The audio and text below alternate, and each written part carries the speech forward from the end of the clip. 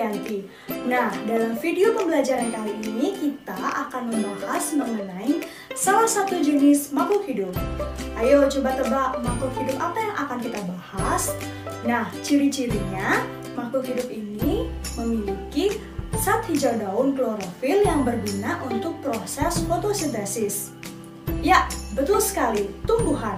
Nah, tumbuhan merupakan salah satu dari 3 jenis makhluk hidup setelah manusia dan hewan. Dan tumbuhan ini beberapa memiliki zat hijau daun yang berguna untuk proses fotosintesis. Nah, dalam video kali ini kita akan membahas bagian-bagian dari tumbuhan yang terdiri dari akar, batang, daun, bunga, buah, dan biji. Dan juga kita akan membahas mengenai fungsi-fungsi dari bagian-bagian tumbuhan. Yang pertama adalah akar. Nah, akar berada di dalam tanah dan memiliki atau mempunyai 3 bagian utama. Yang pertama ada batang akar, kemudian ada rambut-rambut akar, dan yang paling ujung adalah tudung akar yang berguna untuk melindungi akar ketika dia masuk ke dalam tanah. Nah, akar ada 2, yaitu akar tunggang dan juga ada akar serabut. Apa sih fungsi dari akar? Akar berfungsi untuk tumbuhan sebagai yang pertama adalah menyerap air dan zat hara di dalam tanah. Kemudian yang kedua sebagai alat untuk menunjang pertumbuhan tumbuhan. Yang ketiga sebagai alat pernafasan. Kemudian berfungsi juga sebagai cadangan makanan dan juga sebagai alat perkembangbiakan secara vegetatif. Yang kedua bagian tumbuhan yaitu batang. Nah, batang berada di atas tanah, kemudian batang ini biasanya mengarah ke arah datangnya sinar matahari. Nah, bagian-bagian dari batang adalah pertama ada epidermis, kemudian ada korteks jaringan terluar daripada batang, kemudian ada endodermis, ada cambium, dan ada xilem dan phloem.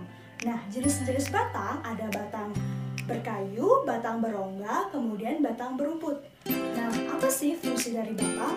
Batang berfungsi sebagai tempat melekatnya daun, bunga, dan juga buah, dan sebagai jalan pengangkutan antara air, garam mineral, maupun hasil fotosintesis. Dan juga sama seperti dengan akar juga berfungsi sebagai cadangan makanan, kemudian sebagai alat perkembangbiakan secara vegetatif. Yang ketiga adalah bagian tumbuhan yaitu daun.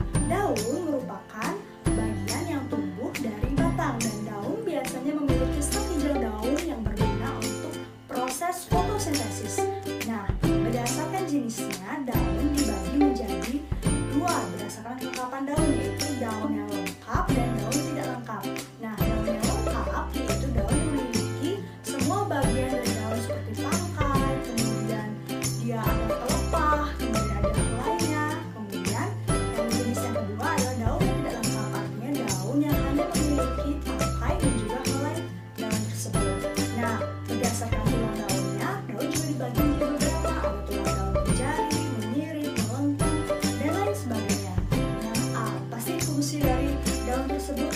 Daun berfungsi sebagai tempat pembuatan makanan atau bisa kita sebut sebagai dapurnya daripada tumbuhan. Nah, di sana terjadi proses pembuatan makanan atau sering kita sebut yaitu proses fotosintesis. Yang kedua sebagai alat pernafasan, yang ketiga sebagai alat tempat terjadinya penguapan, yang keempat sebagai alat perkembangbiakan secara vegetatif. Bagian tumbuhan yang keempat adalah bunga. Bunga merupakan modifikasi daripada daun, dan bunga memiliki bagian-bagian. Yang pertama ada tangkai bunga, kemudian ada dasar bunga, kemudian ada kelopak bunga, ada mahkota, kemudian ada bersari dan putik. Nah, berdasarkan alat kelaminnya, bunga dibedakan menjadi 2, yaitu bunga sempurna dan bunga tidak sempurna. Dan berdasarkan kelengkapan daunnya, bunga dibedakan menjadi 2, bunga yang lengkap yaitu bunga yang memiliki seluruh bagian daripada bagian-bagian bunga, dan yang bunga tidak lengkap adalah bunga yang hanya memiliki beberapa atau salah satu dari bagian-bagian bunga.